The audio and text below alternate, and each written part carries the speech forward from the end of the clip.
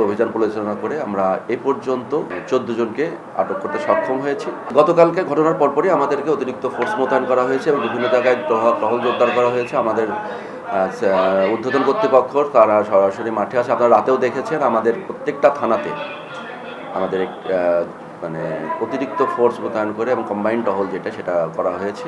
বিভিন্ন স্থানে চেকপোস্ট করা হয়েছে যাতে এই ধরনের ঘটনার পুনরাবৃত্তি না ঘটে। আমরা সর্বোচ্চ তৎপর আছি।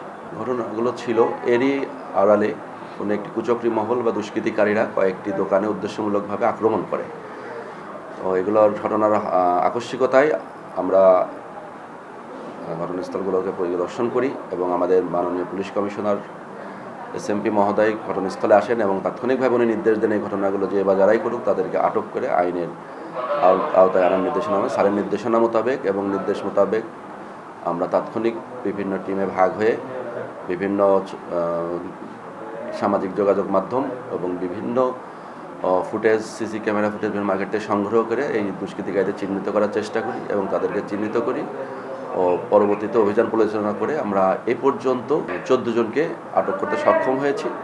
আরও কিছু আটক আছে, তাদেরকে আমরা এখনও ভিডিও ফুটেজ বা ছবির সাথে মেলানোর চেষ্টা করছি এবং আমাদের অভিযান অব্যাহত আছে।